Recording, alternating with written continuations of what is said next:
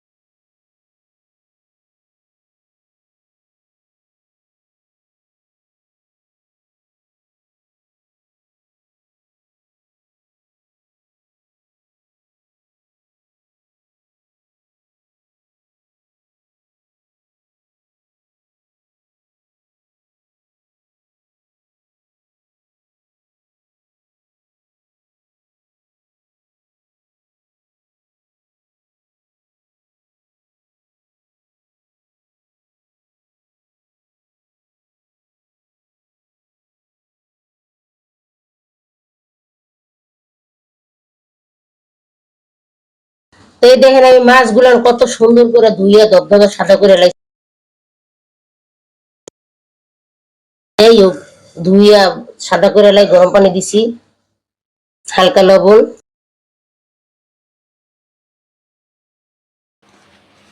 হলুদ টুলুদ দিয়ে মাখিয়া ভালো করে সুন্দর করে মাছগুলান ভাজমু, ভাজে গুণা করবো, হালকা ভিজে ভিজে রাখবো।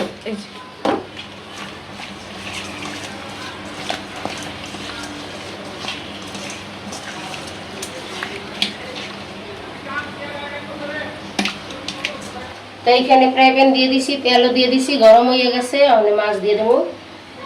দুইভাবে ভাজা লাগবে, ডাল পাবদা মাছ তো এমনি নরম যাই ভাঙ্গিয়া। বিসমিল্লাহ। দেখছেন কত বড় বড় মাছগুলো আমি আনছি। এটা দিয়ে সেটা করে ভাজবো 8টা মাছ। তো ভালো করে এটা ভাজাবো, কুন্ডে কুন্ডে, পরে আবার আমরা বসতে আসি। এই যে আমার পাবদা মাছটি একটু ভাজা হয়ে গেছে, কুন্ডে দেবো।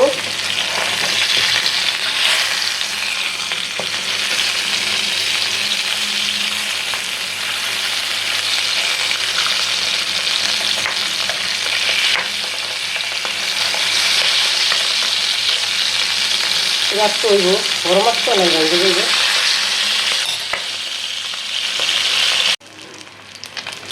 মাছগুলো আমি উল্টে দিয়েছি, এক পিঠ হয়ে গেছে, এই পিঠ হয়ে গেছে। দেখেন কি সুন্দর লাল লাল করে ভাজছি। পাবদা মাছ তো এমনি জানেন না, নরম মাছ। এই যে নামাই অন্যটা দিব।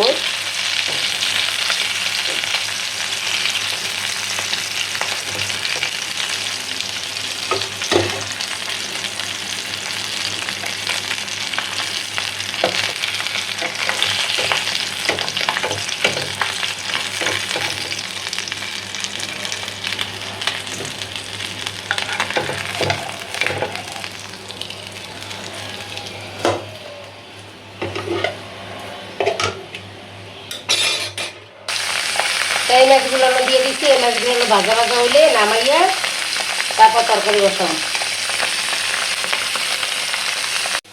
এইখানে আমি কড়াই দিয়ে দিছি, পেঁয়াজও দিয়ে দিছি। পাবদা মাছ রান্না করুন, তেল দিতেছি।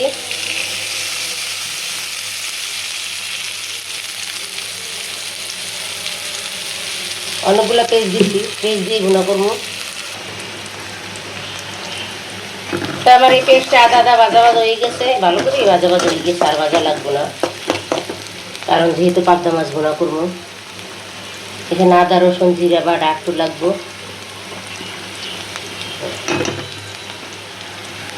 পরিমাণ মতন দিয়ে দিচ্ছি।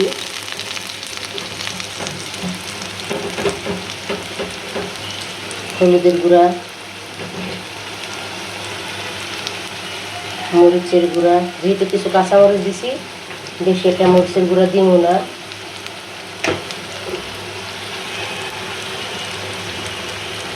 লবণ, পানি। তাতে মশলাটা ভালো করে কষাইলে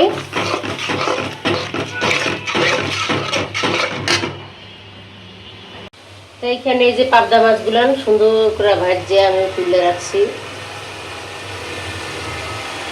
দেখছেন কত সুন্দর মাছগুলো ভাজি একদম মশমশা করে। আর এইখানে যে মশলাটা কষানো হয়ে গেছে, তাহলে চিন্তা করলাম যে একটুখানি ছোট্ট একটা আলু দিই। এই যে ছোট্ট একটা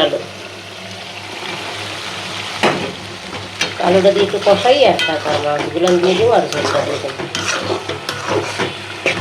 একদম ছোট একটা আলু দিছি, হয়তো 2 পিস 1 পিস খাইলে ভালো লাগবে মুখে। অবশ্যই আজকে আমার ভিডিওটা আপনাদের ভালো লাগবে, দেখছেন প্রথম থেকে শেষ পর্যন্ত।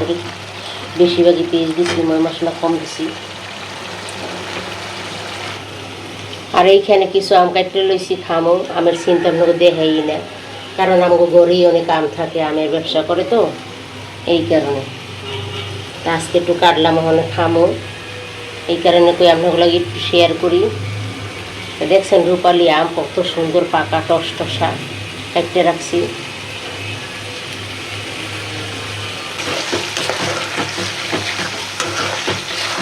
আলুটা সুন্দর করে মশলাটার সাথে সুন্দরভাবে কষা কষা হয়ে গেছে। দেখেন কত সুন্দর হয়েছে। পানি দিয়ে দিতেছি।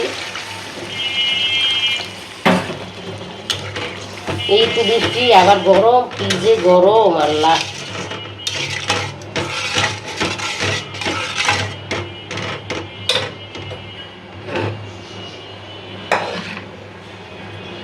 বিসমিল্লাহ।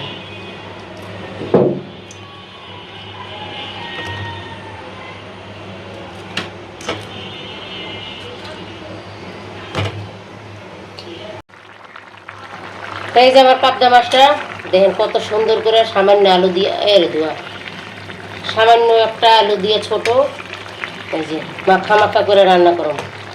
আর একটা জিনিস দেবো, মাছের ডিম দিয়ে দিছি। আপনারা কেটা খান জানি না আমি, কার কার পছন্দ। টক আম, কিছু আম দিয়ে দিই, ভালো লাগবে খাইতে খুবই।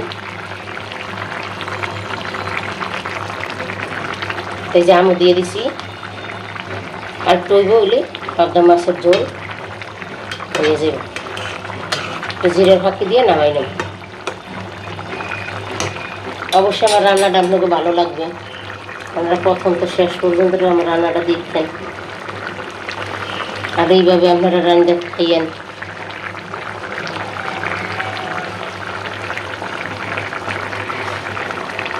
তাপ তৈরি নামাই নেব। তো এই যে দেখেন আমার পাবদা মাছ মাখা মাখা করে রান্না হয়ে গেছে। এই যে কত সুন্দর হয়েছে রান্নাটা, দেখছেন। এই দেখেন একটা মাছও ভাঙে নেয়, মাছটি তো সব ভাজিয়ে লইছি। প্রতিটা মাছ আনামানাম আছে। আমি একটু জিরের ফাঁকি দিয়ে নামাই নিতেছি। অবশ্যই আপনারা খাইয়েন এরকম রান্না করে, আম দিয়া, কাঁচা আম দিয়া, সাথে একটু জিরার ফাঁকি দিবেন। বাটা জিরাও আছে, আমার আদা রসুন লাগে আমি জিরা খেয়ে দিই। তারপর আমি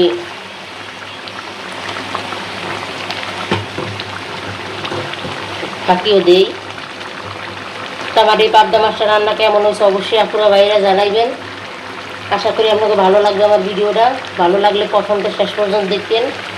বাইরে বৃষ্টি নামছে, বৃষ্টির আওয়াজ।